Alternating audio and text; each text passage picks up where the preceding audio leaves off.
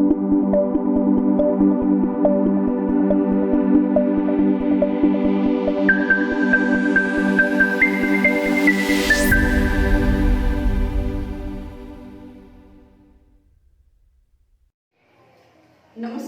सृजल academy group में आप लोगों का स्वागत है। देखिए, जैसा इस समय महामारी के दौर में विद्यालय, स्कूल, कोचिंग संस्थान सब बंद चल रहे हैं और हम लोगों के सामने यानी एक चुनौती खड़ी हो रही है, क्योंकि तरह तरह के क्वेश्चन इस समय बन रहे हैं जो आने वाले एग्जाम के लिए बहुत जरूरी हैं। तो ऑनलाइन इस ग्रुप के माध्यम से, सृजल एकेडमी के ऑनलाइन यूट्यूब के माध्यम से आप लोगों के सामने कुछ एक पहल किया जा रहा है, जिससे घर बैठे आप लोग कुछ जानकारी प्राप्त कर सकें और आने वाले एग्जाम के लिए जो आप लोगों के लिए लाभकर सिद्ध हो। तो चलिए देखते हैं हम लोग जो है प्रमुख मोबाइल ऐप एवं जो पोर्टल इस समय के चलन में है, जो लॉन्च किए गए हैं, उनके बारे में जानने की कोशिश करते हैं। तो पहला देखिए, आरोग्य सेतु ऐप। इसके प्रीवियस क्लास में हम लोग पढ़ चुके हैं इसको। आरोग्य सेतु ऐप एक कोविड-19 से लोगों की सुरक्षा के लिए भारत सरकार द्वारा विकसित किया गया एक ट्रैकिंग मोबाइल एप्लीकेशन है। ठीक है, जो ट्रैक करता है हमारे ब्लूटूथ और जो एंड्रॉइड सेट है, ब्लूटूथ और जीपीआरएस के माध्यम से कोरोना संक्रमित लोगों को ट्रैक करके आपके मोबाइल पे क्या करता है, उनका लोकेशन बताता है कि आप कोरोना मरीज के जो संक्रमित हुए हैं उनके कितने नजदीक या दूर है, उनकी दूरी को आपको बताता है। और ये इम्पोर्टेंट है, कितनी भाषाओं में है, तो 12 भाषाओं में ये आरोग्य सेतु ऐप को लॉन्च किया गया है। तो नेक्स्ट हमारा देखिए, प्रवासी राहत मित्र ऐप। दूसरा जो हमारा एप्लीकेशन है, ऐप है प्रवासी राहत मित्र ऐप। ये प्रवासी कामगारों को सरकारी योजनाओं का लाभ देने के लिए ये उत्तर प्रदेश सरकार द्वारा इस ऐप का शुभारंभ किया गया। यानी जो प्रवासी मजदूर वापस आए हैं उनको सरकार द्वारा क्या क्या योजनाएं लाई जा रही है, क्या सुविधाएं दी जा रही है, ये ऐप उन कामगारों को जानकारी देगा। तो ये ऐप या ध्यान रखिएगा, प्रवासी राहत मित्र ऐप किस राज्य द्वारा विकसित किया गया, तो उत्तर प्रदेश सरकार द्वारा विकसित किया जाने वाला ऐप है। नेक्स्ट है आयुष कवच कोविड ऐप। देखिए, ये भी जो ऐप है वो उत्तर प्रदेश सरकार के आयुष विभाग की पहल है।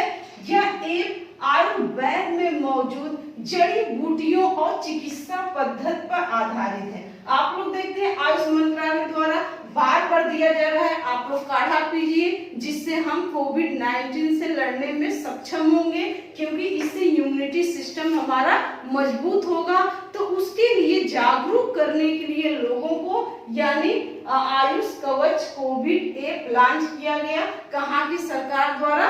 उत्तर प्रदेश सरकार द्वारा। तो दोनों आप लोग ध्यान रखिएगा, प्रवासी राहत मित्र ऐप और आयुष कवच कोविड ऐप, ये उत्तर प्रदेश सरकार द्वारा लॉन्च किया जाने वाला ऐप है। तीसरा हम देखते हैं कोरोना कवच ऐप। देखिए, ये ऐप भारत सरकार के इलेक्ट्रॉनिक और सूचना प्रौद्योगिकी मंत्रालय द्वारा विकसित किया गया है। यह ऐप उन यूजर्स को सचेत करता है जो कोरोना संक्रमित लोगों से मिल रहे हैं, तो उनको सचेत करता है, यानी उनको जागरूक करता है कि आप जिनसे मिले हैं वो कोरोना यानी संक्रमित व्यक्ति हैं। इस एप्लीकेशन की सबसे बड़ी विशेषता है, इसमें कलर कोडिंग का सहारा लिया गया है। जब आप इस एप्लीकेशन को अपने एंड्रॉइड सेट में गूगल प्ले से डाउनलोड करेंगे तो इसमें एक कलर कोडिंग का सहारा लिया गया है। जब आपके ऐप में रेड कलर शो करने लगेगा तो इसका मतलब है कि आपको क्वारंटाइन किया गया है। और रेड कलर कब आएगा? यानी जब आपका चेकअप हुआ हो कोरोना पॉजिटिव, आपका चेकअप हुआ हो, आप कोरोना पॉजिटिव पाए गए हैं, ऐसे दौरान में ये एक लाइन आप लोग गूगल प्ले पे एक बार ऐप को जरूर देख लीजिएगा। तो उस ऐप को यानी क्या हो जाएगा, रेड कलर का जब हो जाएगा तो इसका मतलब आपको क्वारंटाइन किया गया है और आपके लोकेशन पर नजर रखी जा रही है, आप किससे मिल रहे हैं, कहाँ जा रहे हैं, ये सारी जानकारी इस ऐप के माध्यम से यानी ट्रेस की जा रही है। और जब इसमें ग्रीन कलर आ जाता है तो इसका मतलब होता है कि आप कभी भी कोरोना पेशेंट, किसी भी कोरोना पेशेंट के क्लोज में नहीं आए हैं। देखिए नेक्स्ट हमारा है आयुष संजीवनी ऐप। आयुष संजीवनी ऐप ये कोविड-19 से लड़ने के लिए आयुष संबंधी यानी जो आयुर्वेद में हमारी जड़ी बूटियां हैं उनकी दवाओं से संबंधित जानकारी लेने के लिए आयुष मंत्रालय द्वारा इस ऐप की शुरुआत किया गया। जैसा हम जानते हैं पूरा विश्व इस समय भारत की तरफ देख रहा है कि भारत में बहुत सारे यानी आयुष विभाग की तरफ से जो जड़ी बूटियां या हमारे आयुर्वेद जो है उनमें ये कहीं न कहीं से यानी दवाओं या वैक्सीन का विकास हो जाए, तो उसके लिए जो भी जड़ी बूटियां हैं या जिसको हम ले सकते हैं उनको जागरूक करने के लिए आयुष संजीवनी ऐप को शुरू किया गया। और दूसरा नेक्स्ट हमारा है जन औषधि सुगम ऐप। तो कोविड-19 संकट के कारण देशव्यापी तालाबंदी यानी पूरी तरह से लॉकडाउन जब हमारा देश हुआ था यानी उस दौरान इस ऐप को लाया गया ताकि लोग जो प्रधानमंत्री भारतीय जन औषधि केंद्र है वो अपने नजदीकी के जन औषधि केंद्र के दुकानों का पता लगा सके और उसमें सस्ती जो जेनेरिक दवाएं हैं उन दवाओं की उपलब्धता का पता लगाने के लिए इस ऐप का उपयोग कर रहे हैं। यानी कि देशव्यापी जब तालाबंदी हुआ उस दौरान इस ऐप का ज्यादा से ज्यादा यूज बढ़ गया ताकि प्रधानमंत्री यानी लोग घर बैठे मोबाइल के द्वारा इस ऐप के द्वारा प्रधानमंत्री भारतीय जन औषधि के जो दुकानें हैं उनका पता लगा सके और उसमें सस्ती जो दवाएं हैं जेनेरिक दवाएं वो उपलब्ध है या नहीं उनका पता लगाने के लिए इस ऐप का प्रयोग कर रहे हैं। अब किसान रथ ऐप, देखिए ये इम्पोर्टेंट है। किसान रथ ऐप यानी लॉकडाउन में किसानों की सहायता हेतु इस ऐप को जारी किया गया था। ये ऐप केंद्रीय कृषि एवं किसान कल्याण ग्रामीण विकास मंत्री कौन है इस समय, तो नरेंद्र सिंह तोमर है।